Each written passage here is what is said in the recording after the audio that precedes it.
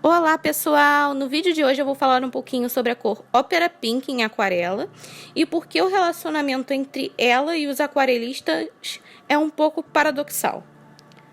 A cor Opera Pink, ela também pode ser chamada de Opera Rose, Bright Opera e outras alternativas semelhantes. Ela é composta normalmente por um pigmento utilizado para gerar a cor magenta, sendo os pigmentos mais comuns o PV19 e o PR122. Esses pigmentos ambos são instáveis, ou seja, eles não são fugitivos. Eles não vão mudar de cor ou desaparecer com a incidência de luz. Ainda que algumas marcas usem o PR83, que é uma cor fugitiva como base da cor Opera. A esse pigmento magenta ainda se é adicionado um pigmento fluorescente, chamado BV10. E ele, assim como a maior parte dos pigmentos fluorescentes, é bem fugitivo, tá? Com isso posto, você pode estar se perguntando o que essa cor tem de especial, já que ela não é a única cor fugitiva que existe em aquarela. Então, a maior parte dos aquarelistas profissionais simplesmente selecionam sua paleta para ter apenas cores de alta resistência à luz, garantindo assim que seu original vai se manter intacto por anos. Mas, por algum motivo, muitos profissionais não conseguem abrir mão do Opera, mesmo que seja para uso em obras que serão escaneadas e vendidas em forma de cópia impressa. Essa fascinação se deve principalmente às misturas de cor que se pode obter usando esse rosa. A cor permite misturas super vibrantes, que encantam principalmente pintores de paisagens e de flores. Alguns até mesmo utilizam em originais, já que nas versões que usam como base o PV19 ou o PR122, o único pigmento que se perde é o fluorescente.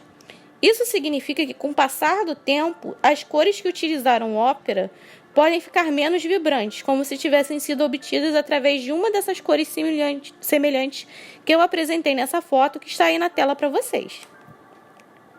A cor Opera é tão popular que até está em um dos sets profissionais curados por aquarelistas famosos da Daniel Smith.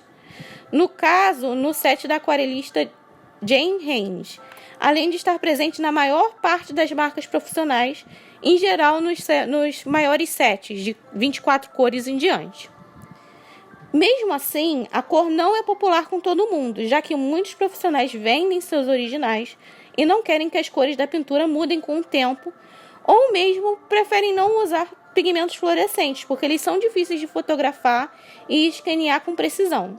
Eu tirei algumas fotos aproximadas da pintura que ajudam a ver melhor o efeito, mas até a cor Opera que eu mostro para vocês aqui na comparação, que parece bem vibrante quando comparado com os outros magentas, não conseguiu traduzir o quão brilhante é essa cor de verdade na vida real. No fim do vídeo eu coloquei, além das fotos aproximadas, uma foto da minha paleta, onde o pigmento fluorescente parece ter se separado um pouco das misturas de cor que eu fiz, que eu acho que ajuda a dar uma noção de quão vibrante é essa cor. Para esse vídeo eu escolhi umas flores, já que tantos aquarelistas que fazem pintura botânica parecem gostar tanto do Opera.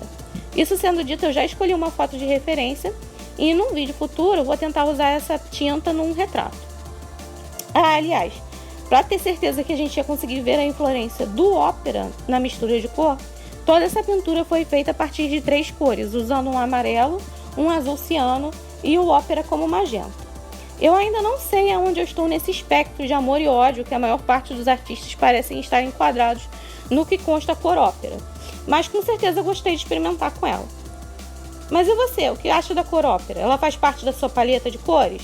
Me fala lá nos comentários. Eu espero que vocês tenham gostado do vídeo de hoje. Muito obrigada por assistir. Vejo vocês na próxima. Tchau, tchau.